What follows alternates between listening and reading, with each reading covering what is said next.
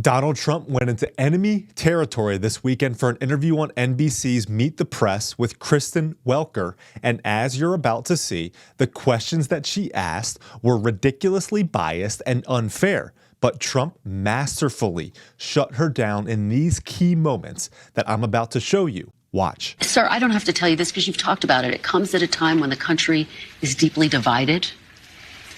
And now you're going to be leading this country for the next 4 years. For the sake of unifying this country, will you concede the 2020 election and turn the page on that chapter? No. No. Why would I do that? But let me just tell you, when you say the country is deeply divided, I'm not the president. Joe Biden's the president. But you're going to be the president. No. I'm not the president. So when you say it's deeply divided, I agree. But Biden's the president. I'm not. And he has been a divider.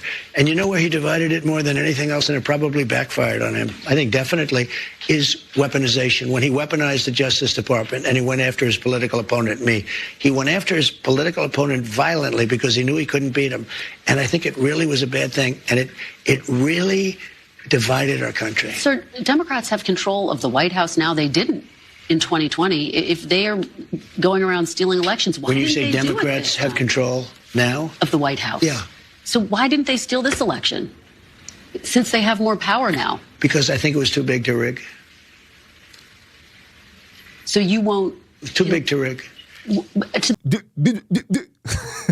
I have been saying this over and over again, but we cannot let the Democrats and the media off the hook here. And it is huge that Trump held the line on this. He says too big to rig. It was too big to manipulate, but they still tried to manipulate it. In 2020, they censored social media companies. They changed voter laws, and media coverage was unfair. In 2024, Kamala Harris got 84% positive coverage from ABC, CBS, and NBC. Trump got 89% negative. They revived Kamala Harris, who was a historically unpopular vice president, into a viable presidential candidate who got over 74 million votes. But you know what else? The vote count still isn't over. And not surprisingly, Trump's margin of victory is narrowing as these late votes still get counted even months later. There is more work that needs to be done to ensure that our elections are fair. This election was too big to rig, but future elections won't be.